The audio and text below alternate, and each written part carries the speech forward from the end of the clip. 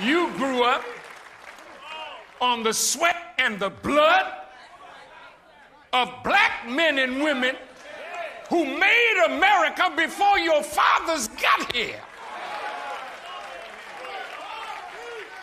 All of you Europeans,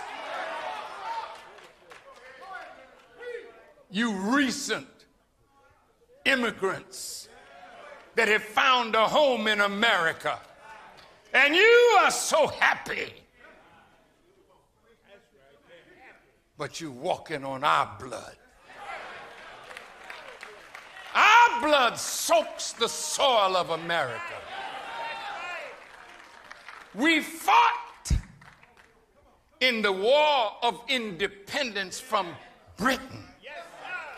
The first man to lay down his life for freedom he never enjoyed was a black man named Crispus Attucks. We fought on the side of the North and the South in the Civil War. Cotton was king. And we picked the cotton till our fingers were cut up and bruised. We baled the cotton. And you took it and sold it all over the world. So you got rich. And we got nothing. Now you going to tell me that the God of justice is pleased with you because of a Civil Rights Act, because of a Voting Rights Act, and then you walk around behind it and take it away from those who fought and died in the streets to get a chance to vote? This has been a hell of a country for us to live in.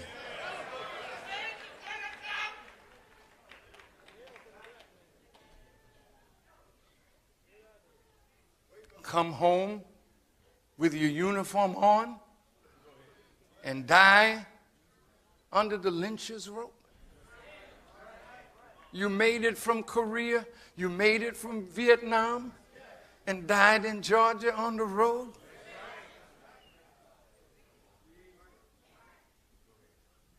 Is this justice?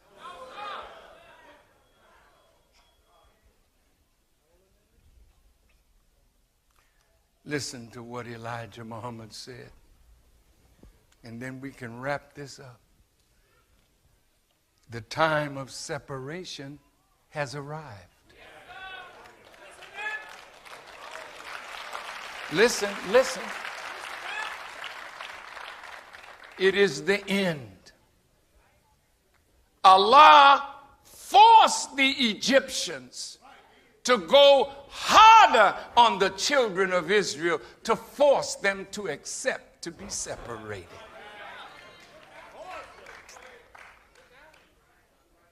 White folks are going to go harder on us because you don't want to leave. You don't want a land of your own.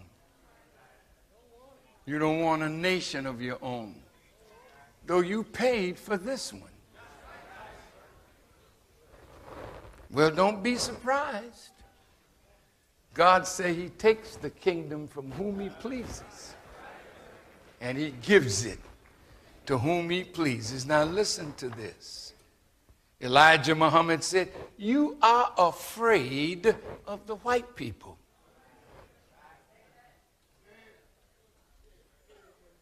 That's deep. Are you afraid? I heard a whisper say no.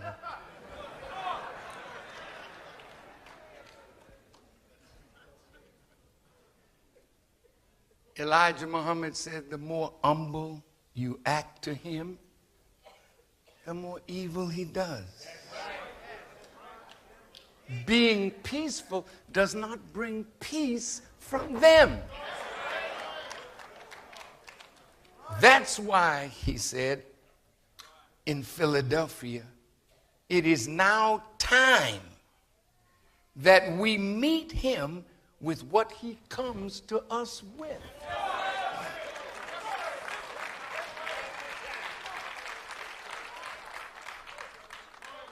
See? You think that your children are going to be free unless we make it so. You say, but we can't win. Wait. We can't win. They're too powerful. Look at all the weapons they have. Yes, they have it all.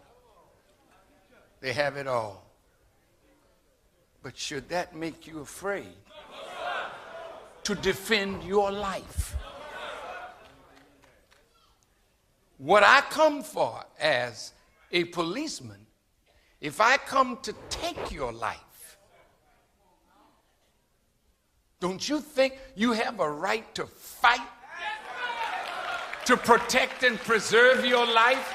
And if you die fighting, but you kill the man who's coming to take your life.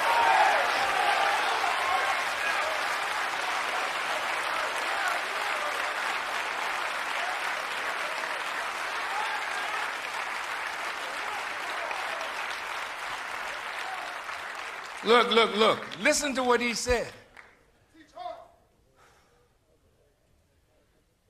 As Isaiah the prophet said, truth has failed.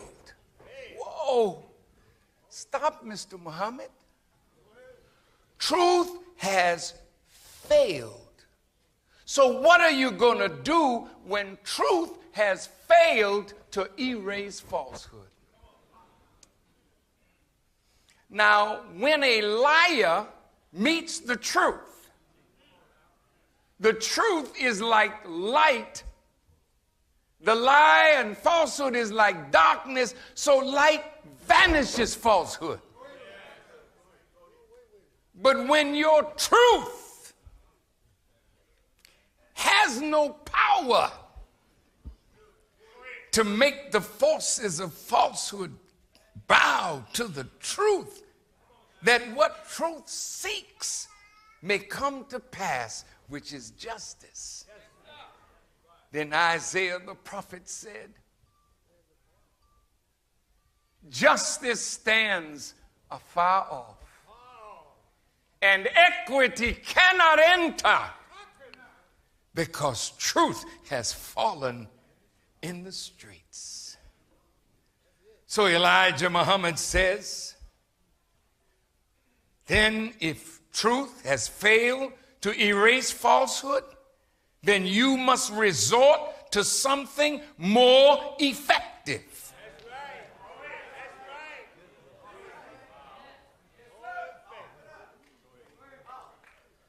What is more effective? He said, you must resort to physical force. Force it away, fight it away, destroy and get rid of it, because it is not persuaded by truth to do that which truth is asking. Now that's rough. That's rough. Now I'm going to show you, with Allah's help, why we've come to that point. Some of the brothers and sisters from Ferguson are here, and we honor them.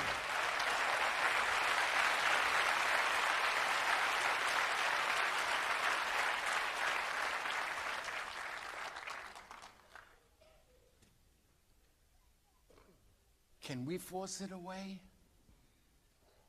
Can we fight it? Can we destroy it? No, you can't. You can fight it.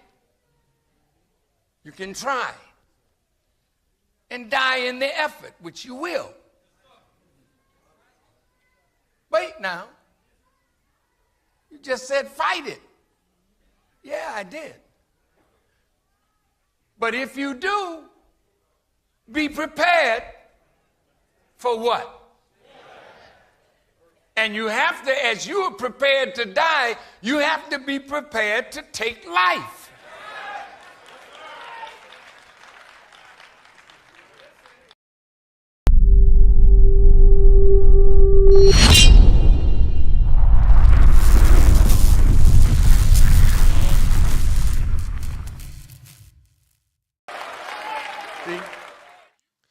All right, family, welcome to Shifting the Culture podcast. I'm your host, Brother King Cam, and I'm sure that many of you have heard about the unaliving of our sister Sonya Massey in Illinois a couple of weeks ago by a police officer. And what we want to discuss today is how we can prevent that from continuing to happen. We want to discuss how we can prevent that from continuing to happen, family. So the minister helped us to get an understanding of how we have to make our communities a safe and decent place to live and why that's extremely important. Because what has happened with our sister Sonya, and this is not something that's new. Many of us are familiar with these type of events because these events have happened on several different occasions. We can talk about Alton Sterling, Freddie Gray, Sandra Bland, Michael Brown, as the minister was talking about, Eric Gardner, Breonna Taylor. We can continue the list and list. Oscar Grant can continue to go on. So this is not something that's new, but what we have to do now is we have to begin to think about how we can prevent these things from happening. So as we read about what took place with our sister Sonya Massey in Illinois, the U.S. Today article says that visuals were planned across the nation Sunday in remembrance of Sonya Massey, a black woman whose fatal shooting by a white sheriff's deputy in her Illinois home has drawn national outrage in an effort by his union to get his job back. I believe is this Sunday. Yep, today. So today, even though it was raining here in Georgia. But as we continue, controversy surrounding the shooting intensified after the release last week of body cam video that captured the gruesome July 6th incident. Activists have declared Sunday a national day of mourning for Massey and the gatherings planned in New York, Los Angeles, St. Louis, Massey's home of Springfield, and other locations. Hundreds rallied over the weekend in Chicago, Brooklyn, and other cities at a Chicago Justice for Sonya rally Saturday in Federal Plaza. Black Lives Matter organizer Troy Gatson told ABC7's Eyewitness News residents came together to hear the voices of the community so that we can push back to stop the killings. On July 17th, Sangamon County Sheriff's Department Deputy Sean P. Grayson was fired and charged with first-degree murder, aggravated battery with a firearm, and official misconduct in Massey's death. He has pleaded not guilty and is being held without bond. The Illinois Fraternal Order of Police has filed a grievance saying he was fired without just cause and seeks his reinstatement, payment of lost wages and benefits, and any other appropriate relief. So as you can see, family, we are dealing with a people who have a problem with us. And as we are taught, are our open enemy. Now, whether you want to believe that or not is up to you, but their behavior speaks for itself. They are our open enemy.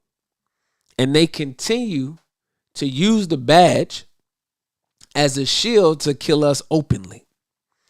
And what we have to do is change up our tactics. Now, as the article mentioned, there's peace rallies and a national day of mourning, and calls for justice for Sonya Massey has taken place today all over the country. And that's a good thing. But now we have to begin to decide in our minds, and we have to mobilize, we have to organize, and we have to strategize on how we can make our communities a safe and decent place to live.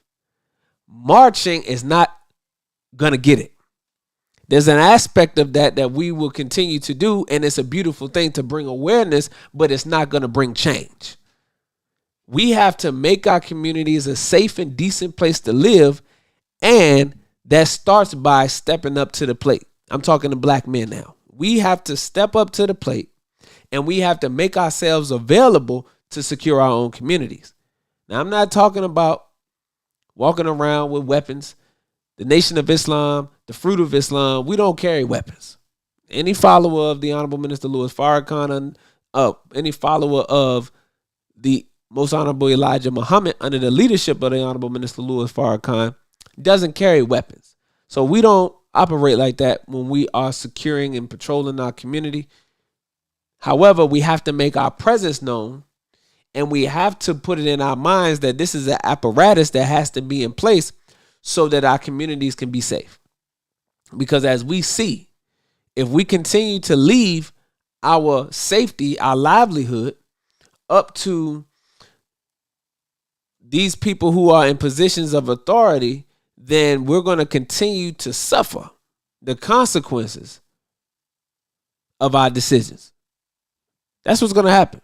We're going to continue to suffer the consequences of our inability to listen. So the minister talked about in that video that in scripture, the Egyptians made it harder on the children of Israel. Moses came to the children of Israel telling them they have to separate from Pharaoh. God has come and has given me, Moses, a word. And the word is separate. And for me to go to Pharaoh to tell him to let my people go. That was the mission of Moses.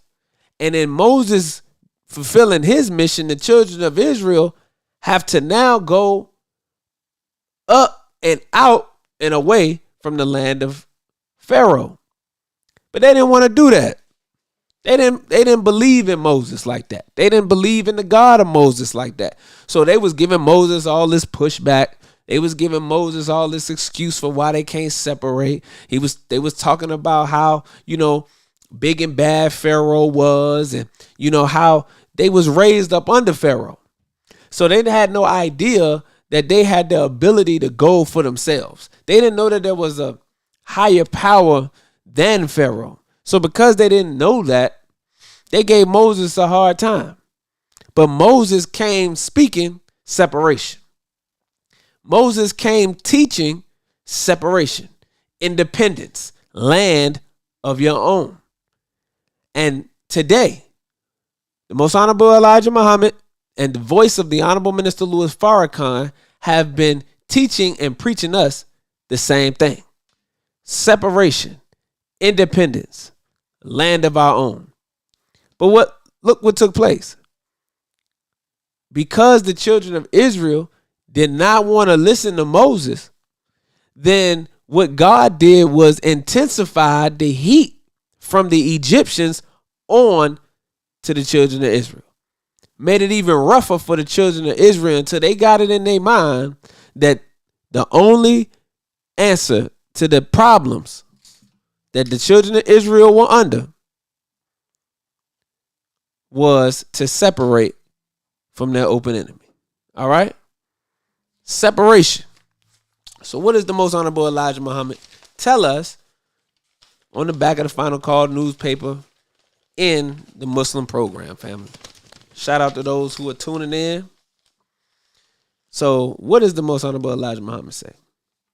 He says that in point number 4, that since we cannot get along with them in peace and equality after giving them 400 years of our sweat and blood and receiving in return some of the worst treatment human beings have ever experienced, we believe our contributions to this land and the suffering forced upon us by white America justifies our demand for complete separation in a state or territory of our own.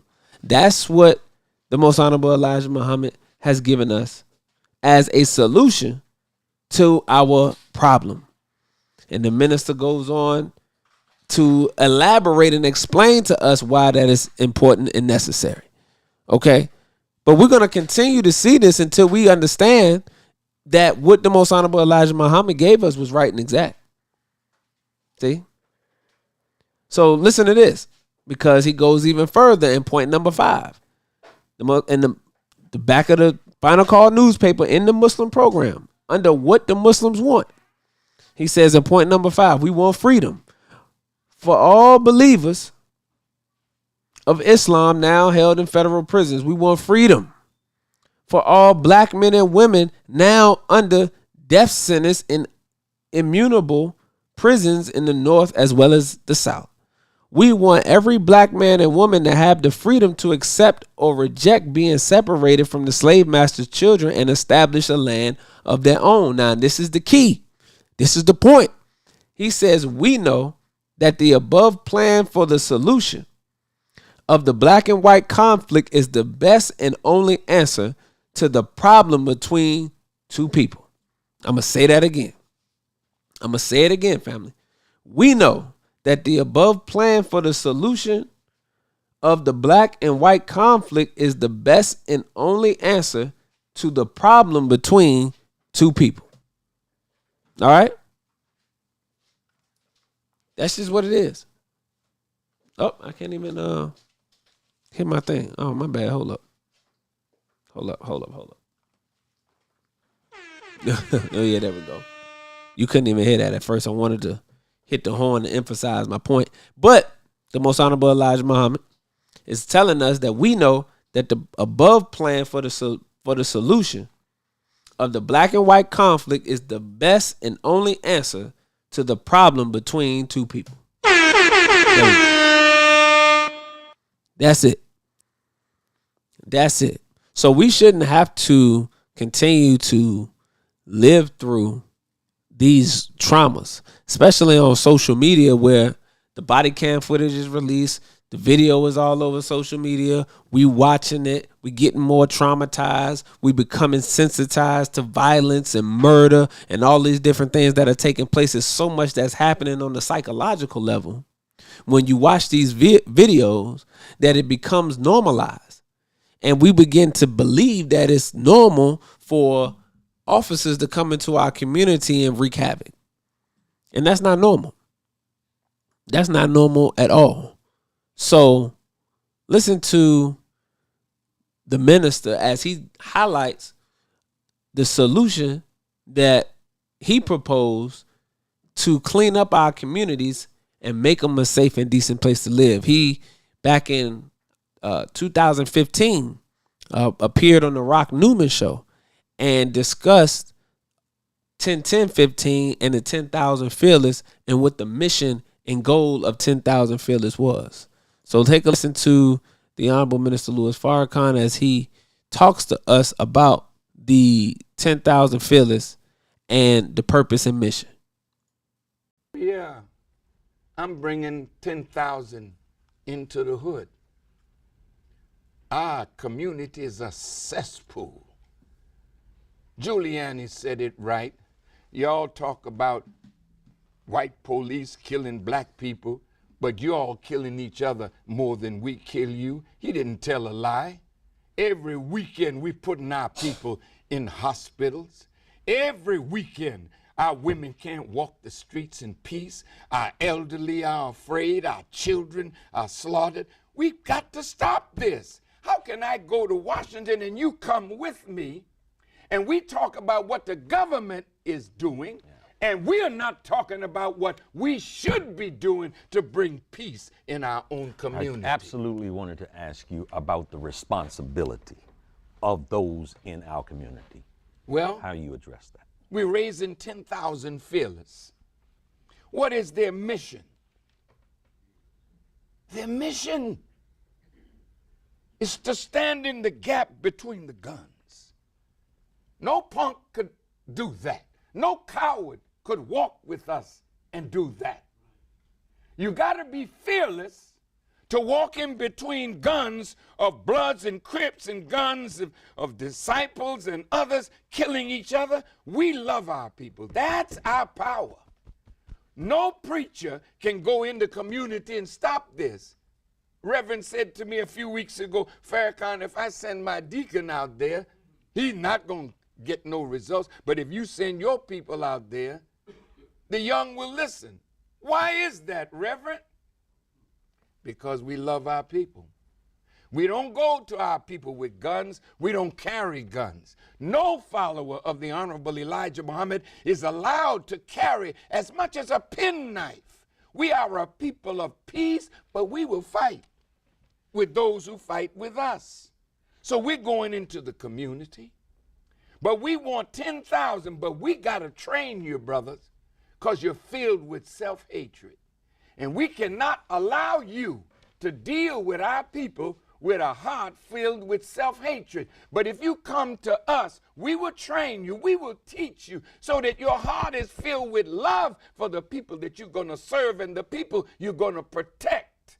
And after we train you, we go into that community and make peace between our brothers, set up conflict resolution so that our women and children can play again in the streets and our elderly can walk the streets and feel safe. That's what the 10,000 fearless are for. And I believe there'll be 10,000 rising up in practically every major city who want to help bring peace in our community. But my dear brother, when that happens, you're going to expose the rogue cops. You remember Darren Wilson? I do. Darren didn't want to work in no white community. Why you want to work in the black community, Darren? So you can play God with a gun and a badge? So you can arrest black people who have done nothing? So you can kill us at will because you know the prosecutor is your friend, the union is your friend, the chief is not going to stand up. And so you kill us. You rape our women. Oh, yes, you do. The Darren Wilson, by the way, that you're speaking of, is the gentleman that shot Michael Brown in Ferguson. Yeah, that's him. Ferguson, That's him. Missouri, right? That is he. Well, when you shoot us down like that, the prosecutor rigged the grand jury. You know, the grand jury can indict a mouse or anything, a pig, anything that they want to indict. Who the hell wants them to be our judge and we got to go before them for justice? The prosecutors are liars. Look at that judge who came off the bench after they shot my sister, Melissa Williams, and Timothy Russell 137 times. And only one had to go to court. And the judge made sure that he showed where all the bullets went in, and that man walks. No others are indicted. If you and I today say, brother, we ain't got enough money, let's go rob the bank. You get your 45, I'll get my sawed-off shotgun, and we go in, and I'm passionate, as you can see, and I shoot somebody. Are you in there with me? When they catch me, and I'm going to tell them who was with me, you know, that's what we do. And when you go to court and I go to court, I shot the man, but you were with me. Who goes to jail? Both of us. Who's charged with murder? Both of us. All of those that stood up on that car and shot those people, where are they? Where's the justice? See, that's what I'm talking about, America. That's what I'm talking about, black people. All this crap gotta end, and nobody's gonna end it until we unite like black intelligent men and women should and put a stop to our own evil toward each other and the evil that others practice on us.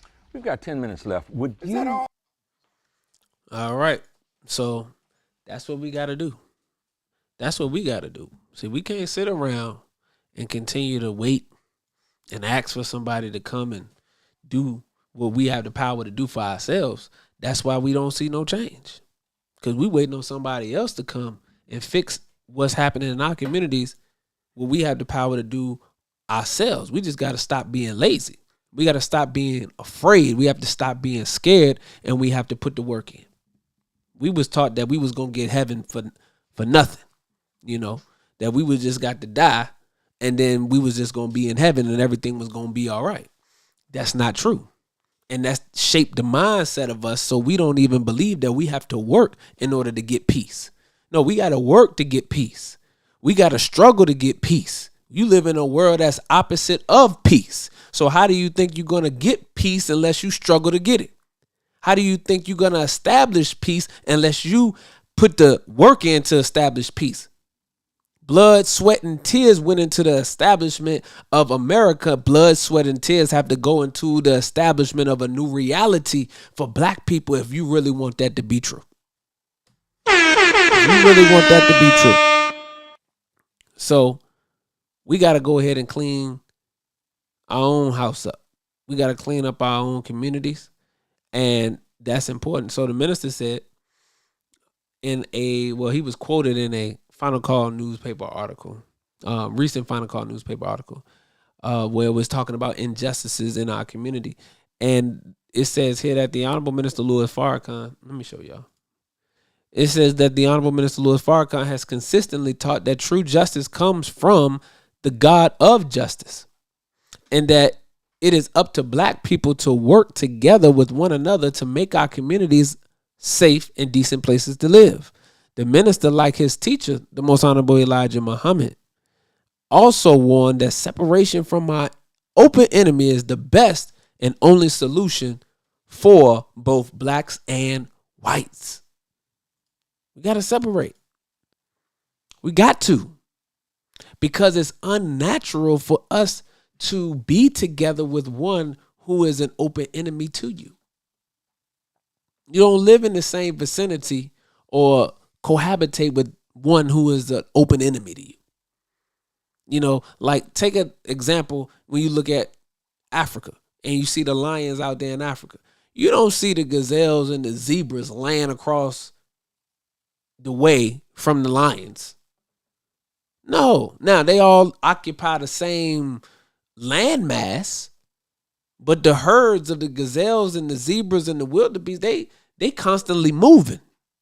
Why? Because they know that their enemy, the lion, the cheetah, the leopards, they all out there. So they have to continuously be on alert, and they have to always be looking. Always got to be vigilant to find out, okay, where the enemy might jump out at, where he might spring out at. See, so they got the mindset to understand this. They know that lions exist. They know that hyenas exist. They know that leopards and cheetahs exist. They know that they got an open enemy. So to avoid death, then their mindset is we got to keep moving. We got to stay alert. We got to put ourselves in position so we don't get taken out. Well, how is it that we, as human beings, as black people in particular, don't recognize that we have an open enemy and that this open enemy has done evil to us? There's a resume. There's a history. We're not just saying this and talking about this out of thin air. They actually have a track record of doing this. So because they have a track record of doing this, then our response to them should be different. We should be gladly welcoming a plan, a blueprint, and an infrastructure that says we need to separate. We should be gladly looking for something like that. So we getting out of here, but I want to go ahead and read from Message to the Black Man what the Most Honorable Elijah Muhammad said about separation and independence, because some of us don't believe that we can actually be separate and we can be independent and we can be successful, even though there's a history of us doing that too. So we didn't have social media when there was a Tulsa, Oklahoma. We didn't have all the degrees, a master's degree and a doctorate degree when there was a Rosewood in Florida. We didn't have all of the conveniences of modern technology when we was developing Auburn Street in Georgia. So how is it that we can develop all of that back then without all of the education and the modern technology, but today somehow we feel like we can't get it accomplished? Think about that. Now, on page 203, the Most Honorable Elijah Muhammad says this: with the right understanding and with business unity, we can turn the great flow of millions of dollars that leave black communities and go into the hands of white businessmen back into the pockets of the poor black man and woman who would benefit most by it. How can we do this? First, we must stop being so foolish as to spend our few earned dollars with the rich of this land. That's number one. So we got to curb our appetite for spending money. Number two, not number two, but then he said, those of us who are wealthy or rich should help set up independent businesses which our people need and which could add add wealth to our communities. So the most honorable Elijah Muhammad is talking to those of us who got a couple dollars now. Those of us who are millionaires, a few billionaires, should do what? Should help set up independent businesses which our people need and which could add wealth to our communities. Talking to Floyd now. Talking to LeBron now. Talking to Oprah. Talking to Tyler. Set up independent businesses which our people need. Okay? With such cooperation, our own businessmen could actually help lower prices and provide employment for the multitude of unemployed. The multitude of unemployed. But to be successful, we must have some of this earth to produce our people's needs. So we have to have farmland. We have to have land. You can't do this if you don't have land, because you have to be able to produce something for yourself. For example, in Chicago, Illinois, as well as other communities throughout the country, the black man is robbed through giant cut-rate stores owned exclusively by white men who make it almost impossible for independent stores owned by black people to survive. We cannot compete in business unless we unite and get some of this earth so that we can produce our own people's needs. It is the right time that we seek separation and independence for our nation from the evils of our open enemies and not the foolish things other organizations are doing. They want our people integrated into our open enemies to be destroyed as a people. They seek that recognition, which demands better qualifications, education, the knowledge of self and others, manners, and self-respect, and the respect of others. But our people just do not have these qualifications until they first come to Islam and bear witness to what Allah God has revealed to me. No intelligent and refined society will accept us until we have the above stated qualifications. So before we can seek help from other civilized nations, we have to have what? Education. We have to have the knowledge of self and others, manners, self-respect, and the respect of others. Those are the qualifications that we have to have moving forward. And that's why we got to unify. That's why we got to bring peace. That's why we got to stop all of the foolish arguments that take place amongst one another. That's why we have to have conflict resolution so that we can get rid of all the petty beefs that we have in our community. This is why we got to listen. We got to stop thinking that we know, because we've been operating off of what we know up until this point. Now, there's a track record of those who follow the teachings to straighten themselves up and to become educated, to have the knowledge of self and others, to have manners, self-respect, and to gain the respect of others. Look at Malcolm X. He became educated. He got the knowledge of himself and others. He was a mannerable brother, self-respected, and other people respected him. He got all of that through the teachings of the most honorable Elijah Muhammad. And you know where he started at? As a criminal. Huh? So that is proof in transformation if you apply what you learn. If you will first get rid of the ego, open up your heart, open up your ears, listen, and then apply what you learn, you can see transformation in your life. And then we'll be able to apply that to the community. We'll see transformation in our community. So the most honorable Elijah Muhammad tells us that no intelligent and refined society will accept us until we have the above stated qualifications. We, once slaves, have grown to be a nation of 20 million at that time or more, and a nation that enslaved our fathers and to this day has deprived us of equal justice. under their own laws, no equal civil rights, most of us are treated by white citizens of America as animals. It is common to see and hear of white mobs attacking, beating, and shooting down poor blacks whose fathers and mothers' labor, sweat, and blood helped make America the richest government on earth. Nevertheless, we are yet the most hated and mistreated people.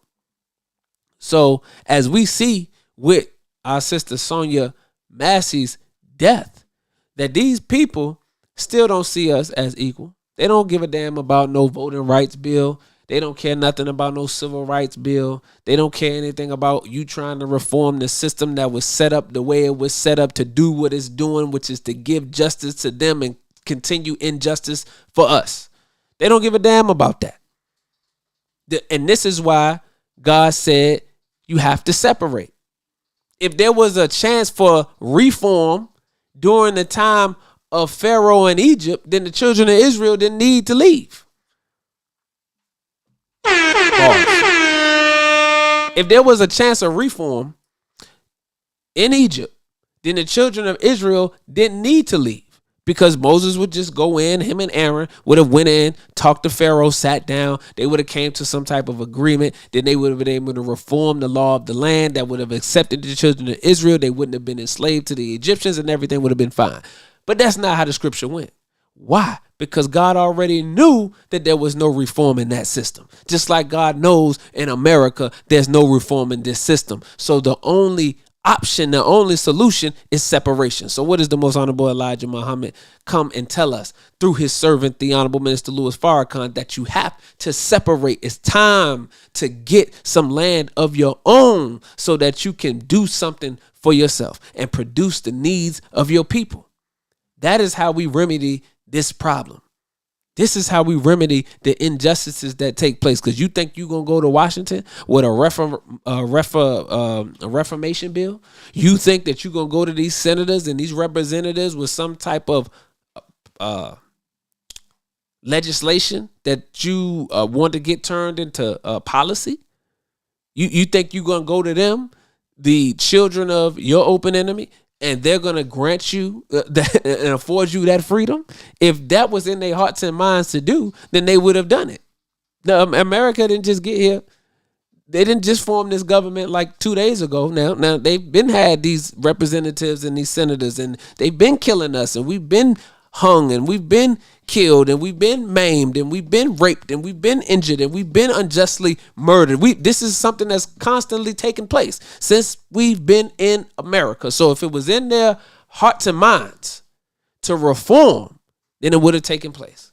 So we have to stop acting mentally ill on this particular point, believing that they are going to give us justice. No, we have to give ourselves justice, family. That is the intelligent thing to do. That is the smart thing to do. And how do you give yourself justice? You begin the separation process first mentally. That's the first step in beginning the separation process, getting with like-minded individuals, getting with those who think like you, who want to separate from this system and pooling our resources so that we can do something for ourselves. So what is the most honorable Elijah Muhammad said? He said this right here. He says, firstly, some of this earth that we can call our own. That's number one. We got to get that. We got to pool our resources to buy some land. He said, without some of this earth that we can call our own, we cannot hope to even become a free nation out of the nation of the slave master. See, the smart thing about the Europeans who became Americans is they went and got some land. Now, they didn't buy no land. They stole it. We don't want to follow their example. We want to purchase the land the right way. We want to get land the right way. But you have to have land to establish yourself as a nation. They stole the land from the natives and established themselves as a nation. We have to obtain the land righteously and establish ourselves as a nation. So he goes on to say that it is far more important to teach separation of the blacks and whites in America than prayer. Wait a minute. He says that it's far more important to teach the blacks and the whites separation. And in America than prayer. Because you can sit down and pray with your open enemy. They don't have no problem with you doing that. Your open enemy can come and give you the greetings. Assalamu alaikum. They don't care nothing about that. They don't have no, they're not moved by any of that. That's why it's far more important to teach separation of the blacks and whites in America than prayer, because you can pray for your solution, and then your solution is separation, and you don't even recognize it because you have become so institutionalized in the mind of this unnatural cohabitation that you involved in that you don't even realize that you with your open enemy. Cats and dogs not even supposed to live together. If you got a cat or a dog, you're supposed to keep them separated because they are natural enemies. Well, when you're able to see the cat and the dog lying down together, that is an unnatural relationship. That is unnatural. And the dog and the cat have lost the natural instincts and lost the natural understanding of their nature that says that they are naturally enemies. See? But that's because the nature of the dog has been tampered with. The nature of the cat has been tampered with. Because in the beginning, when you bring them into the same environment, the dog is natural. So he's going to go after the cat. So what you do to change that behavior is you correct the dog. And you correct the dog and you correct the dog until the dog starts to change his thinking.